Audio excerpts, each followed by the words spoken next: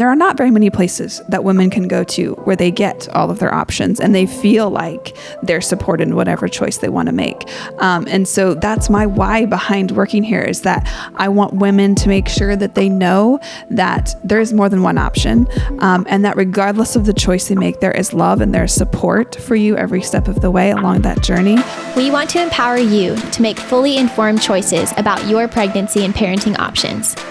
Let's talk about what's next now that pregnancy has entered the chat.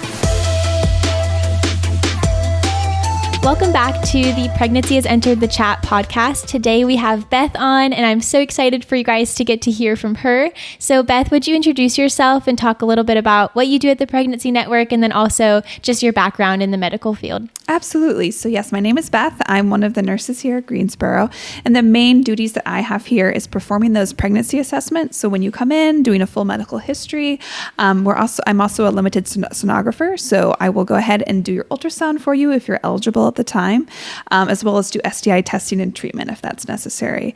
My background is in women's health, so that was my specialty in nursing. And then I'm currently working on my FNP, which is a Family Nurse Practitioner, and I hope to specialize in women's health with that. That's awesome. Yes, we are so lucky to have Beth on today. I've gotten to hear her go through some mock appointments, and I was just so impressed by the way that she was able to speak to women. And I've never gotten to sit in on a real appointment, but super excited to have her on and to hear more about what she gets to do. So someone listening maybe just found out that they're pregnant and is unsure about what to do, and it was unexpected and a lot of emotions are happening. What is the first thing you would say to a woman who is unexpectedly pregnant? The first thing I would say is take a deep breath, take a moment, a pause, and know that you're not alone. That's one of the main reasons why we're here, is to surround you with that support and give you some time to just breathe and know your options, but realize that time is on your side. And I know it's really hard when those emotions are ramped up, especially when you're in that fight or flight zone and you just want to go ahead and make a decision. But we want to make sure that you're making a decision from a place of what your own choice would be outside of fear. Yeah. You know, we hear that a lot of like, what would you say to a friend? Like, how would you speak to yourself as if you're speaking to a friend? And I think in situations where emotions are high, it's very difficult to do that. So I love that you said that, just taking a second, a pause, and also providing a space like we get to do of, hey, you're not alone. You've got time, you've got options, and you've got this. Yes, so absolutely. That is so cool. And speaking of all of those emotions, what are some of the emotions that you see women kind of riding the waves of when they come in to see us? For sure. I mean, the number one, we kind of touched on that. The number one is fear. Fear of, oh my goodness, my life is going to change. Do I have the financial income or the ability to raise a child at this point? Fear of just how people are going to respond to it, loved ones in your life, or how that's just going to uproot maybe all of your plans, right? And then also on that is this guilt of, oh my goodness, how could I be considering these other options? Or, should I be feeling this or should I not? So this just judgment on themselves. I see that a lot too. And that's, again, one of the reasons why we want to create this safe space for women is for us to take all judgment away from any emotion. There is no judgment on emotion. There's no judgment on what you're feeling, because your story is unique. Your circumstance is unique, and no one knows exactly what that feels like besides you. And so we just want to create that space for you to feel safe to open up about how you are feeling and help us just go ahead and process with you, whatever that may look like, so that you don't feel like you're alone in your emotions, that you don't feel judgment on yourself about what you're going through. Yeah, that is so important. I think someone maybe listening is taking a deep breath right now, hearing you say that, because hearing that your emotions are not necessarily positive or negative, they just are. You can acknowledge them and you can process through them. And I love that here at the Pregnancy Network, we do get to be a safe space for women to process all of those emotions. And I'm sure when women come in to see you, they're like, take a deep breath, keep their walls down, and are able to kind of acknowledge those feelings and almost look at them as if they're just, that's a thing, Yes. This pregnancy is a thing. My emotions are a thing, and kind of creating some space between For sure. Yeah. And a lot of places don't give women that option. We've seen that. One of the things I hear most frequently is, I feel so guilty even saying this when they are considering abortion or they're talking about it. And again, our main job here is to say there is no guilt with it. You know, you're in a tough situation. You may or may not be. This was completely unplanned if if that's the situation. And all of us are human. All of us have those moments of doubt and fear. And again, like, that's just our main job, is to make sure you're not putting undue stress on yourself by being like, I can't feel this. I can't think that. No, it's okay. We're human. And we just want to make sure that we can kind of alleviate some of that fear and that stress so that you can make a good decision for yourself and for your future. Yeah, I love that. Like, making an empowered choice and processing through all the things. We've said that word so many times, but I think that is so healthy. Like, how do we learn how to think about these things in a healthy way and remove the shame and the guilt that surrounds those emotions? For sure. So what are those options that are available to women who are in an unplanned pregnancy? Yeah, definitely. There are three main options that we'll go over in detail during an appointment. The one will be abortion. What does that look like? What are the different procedures? And just kind of both the physical and the mental and emotional aspect of an abortion. We'll talk about adoption, what placing for adoption looks like, the adoption process, open adoption. There's a lot of confusion between how is adoption different than the foster care system? So really kind of providing clarity in that is really important to, again, allow women to, we say knowledge is power, right? We're all about empowering women. And when you have the knowledge, you're just empowered to make a more well-informed choice, right? And then the third option is carry to parent. So what it looks to carry to term and decide to parent, and kind of just the resources that are available to you, both in the community, outside of the community, and just how much support there really is, so that you don't feel like, I always personally like to say it takes a village to raise the children. It takes a village to go through pregnancy too, right? So we want to make sure that women know there is a whole lot out there for you to feel supported, even if you don't have family or friends who support you. We support you. We're here. And there's so much in the community that's here for you too. Man, I love that. Just clean information. That's something I've heard you say a lot of, just like, get the information about the options in the hands of women who are experiencing this, because we want to provide women the opportunity to make that informed choice, to have the knowledge that they need. And I think a lot of women are surprised by how many resources and options there are, even within those categories of like, okay, what does adoption look like in 2023? You know, like how many different options are there? And then on top of that, how many resources there are for pregnancy and parenting.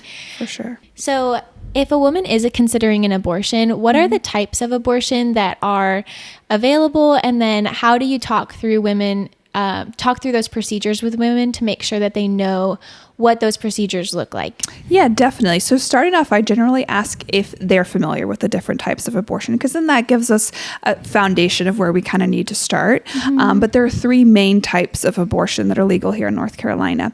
And I do always emphasize the legality of each state, because there are different regulations per state. So we're obviously focused here in North Carolina, but if we had someone come from out of state, we would need to also look at their state laws as well. But the first main type of abortion is what we call our medical or chemical abortion. And that is where you're going to take a pill. Usually they'll take mifepristone, and then you'll take another pill at home that will help to kind of expel the parts of the pregnancy. And that's up to 10 weeks here in North Carolina. So the main things we're going to talk about during that appointment are the side effects. So the things that you can expect to happen, and the things that should not be happening. So that women really are aware of when they need to seek medical care, and also what their rights are as a patient. So they should be receiving a 7-day follow-up. If they're not, they need to be calling and making sure they're seen again to make sure that the procedure was successful, or that there wasn't anything else that was going on, any complications, right? The second type of abortion is what we call an aspiration or suction abortion. And that's up to 14 weeks here in North Carolina. And that process is a little bit more involved. There'll usually be a local anesthetic that will be given for that procedure. And we'll talk about, it's a suctioning of the uterus. And the idea behind that is you're going to suction out all parts of the uterus and then the fetus along with that. I will talk a little bit more about the more in-depth complications that come along with a more advanced, surgical procedure, which is like perforation of the uterus, scarring of the uterus, fertility issues in the future. All of these things are possible. they're not like 100% that's going to happen, but every procedure comes with a risk. And so it's really important, again, empowering women to make sure that they are aware that these things could potentially happen. Okay. And walking them through beforehand. So again, they have time to process, right? And the third type of abortion is what we call our late-term abortions, or dilation and evacuation. And that's up to 20 weeks here in North Carolina. And for that one, is usually a 2-day process. It can be in a clinic or in a hospital setting. And for that one, you may be given a general anesthetic. So you may be actually put under for that procedure. This one is obviously the most intense type of abortion because it will require dilation of your cervix. And then it will require entry of forceps that will go in and collapse the skull of the fetus and take out fetus part by part. So both emotionally, mentally, physically, what you can expect from that type of procedure is a lot more advanced, right? So just kind of walking through again the long-term side effects of that, both physically and mentally, the bleeding, the scarring, the perforation that can happen. Because what we have found a lot of times is women will come in who've even had a prior abortion and said, nobody told me about this. Nobody told me what to expect or not to expect, what an infection should look like, what my signs and symptoms would be, and when to seek care. A lot of women have never even had a 7-day follow-up with the provider who performed the procedure. Legally, in any medical practice, if you perform a procedure, you need to see that patient back in clinic to make sure everything was successful. So making sure these women know their rights and what they are, have to be able to have done, so they have proper medical care is one of the main things we do here too. Is that if you decide this is the choice you're going to make, we want to make sure that you are well taken care of and that it's done, everything is done as it should be medically, and that you're receiving the care so that you are feeling supported and cared for outside of that procedure as well. Yeah, man, that is so cool that you get to provide that information for women, because it makes me sad that maybe some women don't get that all the time, or that information isn't readily available. And I think that it's so important just to, like we've talked about, talk women through all of their options. Like, women are strong and we're capable, and letting a woman have all of the options laid out in front of her and then having her make an informed choice, I think is something that I love about what we do. And I am so encouraged every time I get to talk to our nurses. Y'all are wonderful. And it's so cool to hear how you get to counsel women on their decisions. Yes, absolutely. And during an appointment, we would spend a lot more time, obviously, going in detail and talking more about the different procedures as well as the different options when it comes to carry and adoption, but giving you guys space to talk about and ask your questions so that we can make sure we get everything covered for sure. So what are some of the most common questions that women will bring up in an appointment if they are considering abortion? The most common question is, how far along am I? And up to what point can I take the pill? Most women, which is understandable, do not want to have to go through a surgical procedure, right? The idea of taking a pill sounds a whole lot easier. Yeah. What I find a lot of women don't understand, which makes sense because you don't from a medical background, but I do because I know what the pills do to you. They don't understand that when you go home and you take that second pill or that third pill, and your body is now expelling the pregnancy, there's a lot of heaviness that comes with that, both physically and emotionally. So you are bleeding extensively for a lot of women, depending on how far along you are. You may even pass parts of the fetus. So they're not told any of these things. And so emotionally they go home thinking, I'll take a pill, I'll take a nap, it'll all be over, it'll be fine. It's not quite as simple as that for most women. So kind of taking the time to clarify that with them is really important. So they're aware, again, of kind of what to expect, what could potentially happen. But that's the main question we get is, how far along am I? Up to what point can I take the pill? And then can you tell me when I conceived in that range too? Yeah. And those are the main things that we kind of cover. We cannot, define exactly when you conceived. There's no way in the medical practice yet. If there was, we'd all be millionaires by now. But there's really no way. We can give you a window, but there's no way to define exactly when you conceived. And to tell you how far along you are, we can do through, either an ultrasound is the definitive way, as much as possible, but we'll also use your last menstrual period, to kind of define that as well. Yes. I talked to Lauren, who's another one of our nurses on staff, and she was telling me that there's 2 different methods to pregnancy dating, which I think people just need to know this. I had no idea, but there's the last menstrual period, and then there's by conception, which is the very kind of loosey-goosey one where no one really knows how to define it. So that's so important for women to know so that they're getting the care that they need based on, as you're saying, those ranges of weeks and the types of procedures available. Yeah. So how common is it that you see women who are considering abortion when they are experiencing an unplanned pregnancy? I would say it's very common for the most part. And again, I think it's our gut reaction when it's unplanned. Let's just take care of this and move on, right? And I think it's very human. Yeah. I mean, I do that in a lot of things in my life. I'm like, oh my goodness, I just want to fix this thing and move on, right? So that is, I find a lot of women that's at least crossed their mind, even if they've decided, okay, I've breathed a little bit here now. I've gone through my emotions, the ups and downs. Now I know exactly I'm making making a choice from outside of a place of fear. And this is what I want to do. Even before that, though, I would say the majority of women are just like, this just needs to be gone. One of the things that we'll walk through with the appointment is kind of, okay, how do you see yourself in 5 to 10 years?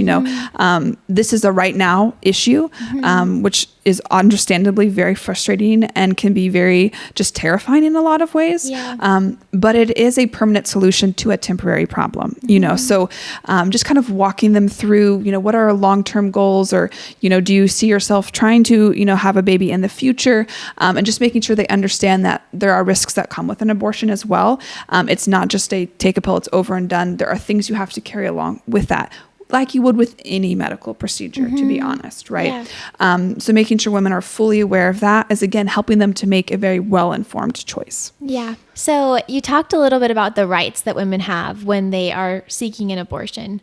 So if someone is listening and has decided that's what they want to do, or has been to the abortion clinic and is still unsure, what are the rights that a woman would have in terms of deciding last minute, getting informed about the procedure from their medical care provider? What does that look like? This is such a great question. I'm so glad we're talking about this, because I feel like a lot of women have come to us and told me before, I didn't know what was happening and it was very confusing and nobody walked me through anything. And that's illegal. Medically, in a lot of ways, it's illegal, because when you go to the hospital, or you go, even if you're doing an outpatient procedure in the clinic, there's a lot of paperwork you have to sign prior to doing anything. And the nurse has to walk you through exactly what's going to happen. And there's something called informed consent. That means you only sign when you fully understand what's about to happen. I've had situations before in the hospital where a patient has almost been ready to be rolled to the operating room and had a question. The nurse couldn't answer. She paused and said, I'm going to bring the surgeon back in. He's going to re-explain it before you sign. And the same thing needs to be done for women when they go to, any type of clinic to have an abortion. It's a medical procedure, whether you're taking a pill or you're having a surgical. It's still a medical procedure. So there's a list that we'll go over with them, a document that they can take to the clinic with them that explains on there that they know what the physician has to legally be able to do. So the physician has to legally do all procedures based on the FDA manufactured listings that require him to do A, B, or C, he or she, and has to follow them legally. And they have to sign that paper to say that they will do it by the actual manufacturer procedures that are required. It also says on that sheet we'll go over, you do not sign any documents if you do not understand what's about to happen. And it's your right as a patient to ask them to repeat anything if they haven't clearly explained what's about to happen. It's also your right as a patient. You can be on that table and say, I don't want to do this. It is your right to refuse any type. They cannot touch you. And I know this is one reason why I always recommend bringing a support person, because sometimes it can be very vulnerable to be in that spot, and you need someone on your side to be like, hey, she does not want to do this, and this is her right to say no, to refuse care. That's a right in any place you go, to refuse care last minute. And unfortunately, there have been cases where women have been coerced into going ahead and doing an abortion outside of their will because they did try to change their mind. So having that legal document with you that says, hey, I know what you have to do, is really just another way of really empowering women to know their rights, and also to make sure the clinic is performing things legally as they should be. Yeah, that is so important. I love that advice. Bring a support person, bring a friend, and make sure that they're someone who's willing to advocate for you when you're in a vulnerable spot. Like, it can be really hard for us to advocate for ourselves when we're experiencing all the things that we've talked about, the emotions, not to mention pregnancy hormones, like throw that in there, and there's a lot going on. And so I think that is such wisdom and such important information for women to hear of, like, hey, this is still your choice, right, regardless of what roads you've walked in the process, making sure that they have, again, all the information and make an informed choice. For sure. So someone listening who's made it all the way here, thanks for listening. But what do you want someone who is considering abortion to hear? First and foremost, I want you to hear that you are loved, that you are supported, that there is no judgment at all. Like I said before, your circumstances is unique. We do not know exactly, no one knows exactly what you're going through. And so we just want you to know that there is a safe place for you to talk about other options. So if there's a part of you that says, I don't know if I want to do this, or I just don't even know what it looks like, come to us, because we're here there's no judgment. Even if you decide that abortion is the option that's going to be what you need to do at this time, we're on the other side of that as well. We're loving you through the process, regardless of what's going to happen. But we also want you to know that you do have options. If there's a part of you that just doesn't know, because unfortunately we know in this society that we live in, women don't know that they have options. I can't tell you the number of times I've had a woman say, oh, if I knew I had these options, or I knew I wasn't alone, I would have made a different choice. And so we just want you to know that you are loved, you are supported, and we are here for you to walk whatever journey that is going to be for you. Yeah, that's beautiful. And I've heard so many women who have come in say that they'll leave us Google reviews or some sort of communication with us and just say it was a judgment-free zone. This place is for women of all walks of life. And that I think that really is received from the way that you as nurses and as our client services staff communicate with women and families from the moment they walk in our door. Could you explain the scope of how we provide abortion information to clients? For sure, yes. So we'll talk about in detail the different types of abortion and what that will look like, both medically, emotionally, and mentally, kind of the experiences you might, plan or might have to experience. We do not perform or refer for abortions. And that's simply just because we have seen the long-term effects of abortion on women. We have abortion recovery classes here to help women have a safe place to kind of emotionally heal from what they've gone through. And just through our years of being here and serving so many women who've gone through abortions, we just firmly believe it's not the healthiest choice for the woman. Again, we never judge if that is the way you choose to go. But us as an organization, we believe that just the mental, emotional impact of what abortion can do for women is not the healthiest choice. So we do not perform or refer for them, but we will go through each option with you, answer any questions you might have about the procedure, medical complications, emotional complications, all those things related to it. Again, to just make sure that you know what you're getting into prior to going through any type of procedure. Yeah. And we've had clients who have called us back after choosing to go for an abortion and have said, thank you for the information that you gave me. And we've maintained a relationship of, hey, we're here to support you still in any way that we can. For sure. And I think that's such a beautiful aspect of what we get to do, is that no matter what choice you make, like you said, you are loved and you are supported and you're cared for. And so we just want to be there for that. But can you talk a little bit more about the abortion recovery class that we offer? For sure, yes. So we started that because one of the main things we've noticed with a lot of women who've come to us who've had prior abortions is it's a very taboo subject. Women feel like they can't really vocalize if they are having an emotional pain for it. It's like society wants them to push that down. No, you shouldn't feel any type of a regret or emotional pain or just anything. It's surfacing as, maybe anger or depression or a lot of other mental health conditions that we see. And we would realize is if we get to the core of what those emotions are kind of surfacing as, we find that there's just a lot of unhealed pain in relation. Sometimes for some women, this pops up 10 or 15 years after they've had an abortion. Some women it's right away, but every woman is a little different. So abortion recovery comes from this place of We want you to have a safe place to process exactly what you are feeling emotionally. Know that it's a judgment-free zone, that you are with other women who've also had prior abortions and who are also trying to heal from it and move forward in a loving space that will really bring, long-lasting emotional healing and growth and just forgiveness for yourself. Because like I said, we have no judgment here, but what we find with a lot of these women is they're putting so much judgment on themselves. So we want to help you release that.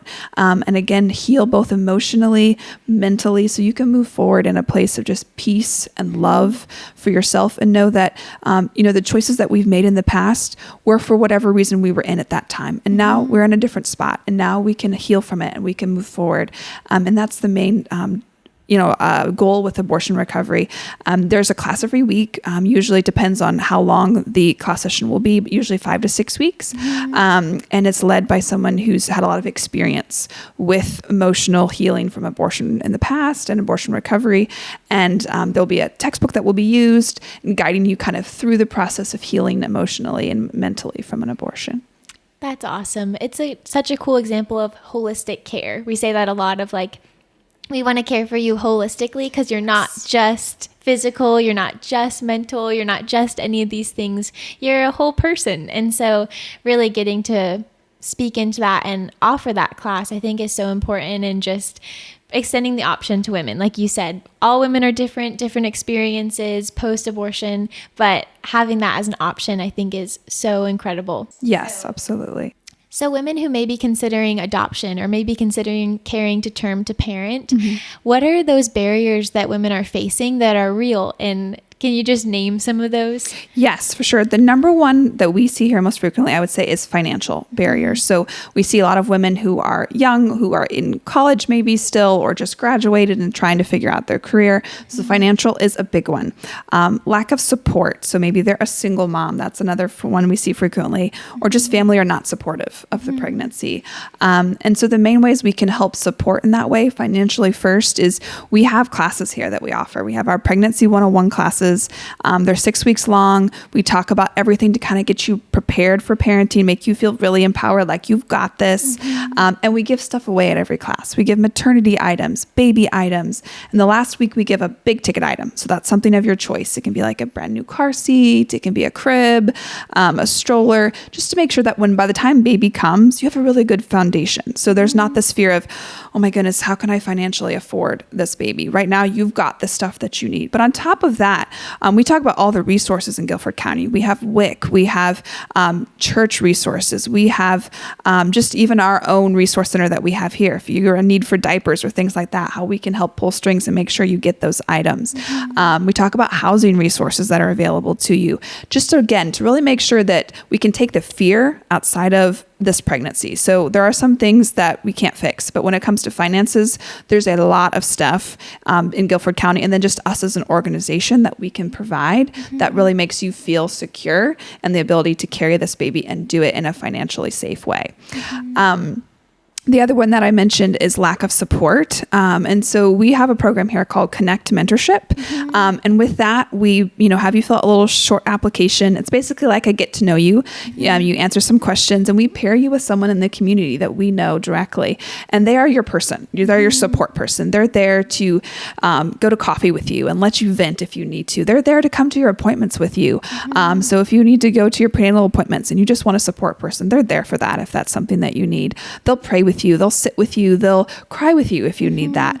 We have some mentors who have great relationships even after the baby's there. That's the main thing. They walk with you through parenting as well. So, whether you need help with babysitting or childcare, stuff like that, we truly believe and stand behind it takes a village to raise children. And we stand behind those words with actions. And that's what our Connect Mentorship program is there, is for those women who maybe don't have a built-in support system. So let us help in that way too. So again, these things that we can help with, we will help with to make sure that you are making that choice outside of a place of fear. Man, that is so awesome that we do offer those resources to women, but then there are resources that are national resources. So the ones you mentioned with the Pregnancy Network and with some community resources are Guilford and Forsyth County.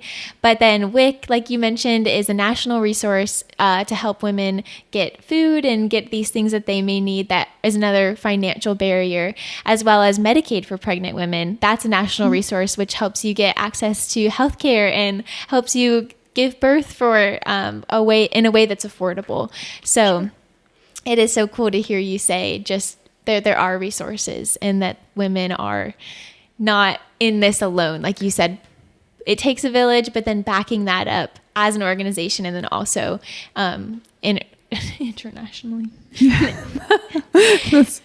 As an organization, but then also nationally, the resources that are available to women. Right, definitely. And when you come to the appointment, we're going to send you back with a packet. And in that packet, we'll have all those resources that we've talked about so that you have the contact information, you have a more detailed information about what you can access from prenatal classes to breastfeeding support to, housing to childcare to, like you said, the national resources. So it's all there for you to make sure, again, that you have everything you need to make this the most healthy pregnancy.